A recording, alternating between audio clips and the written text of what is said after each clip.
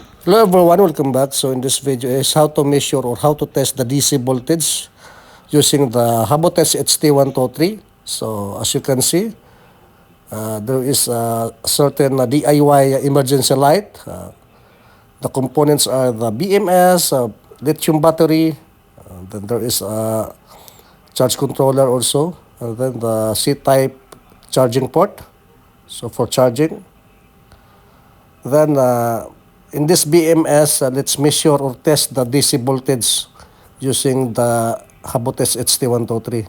So mag-measure tayo ng voltage gamit DC voltage gamit ang HT123. So na-switch ko na.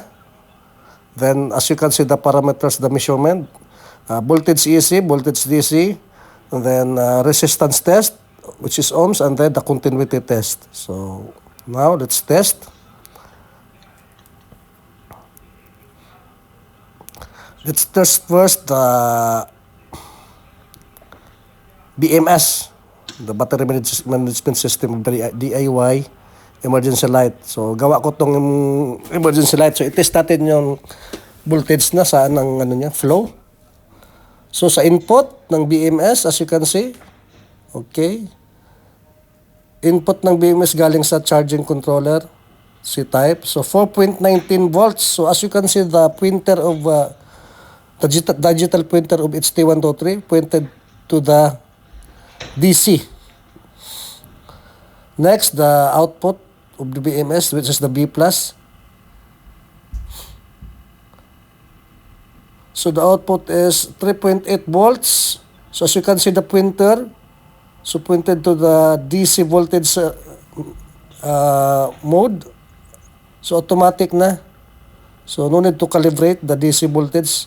So the automatic reading, the 3.8 volts, as you can see the digital pointer, pointed to the DC volts.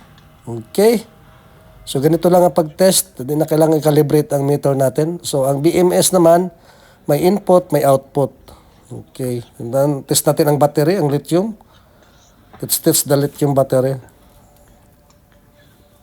So this is double purpose. So I check the DIY emergency light and then also the tester of the HT123. So makikita natin, the lithium battery has 2.7 volts or 2.786 volts.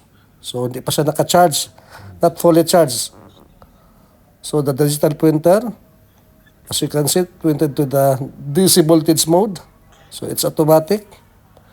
Okay guys, thank you.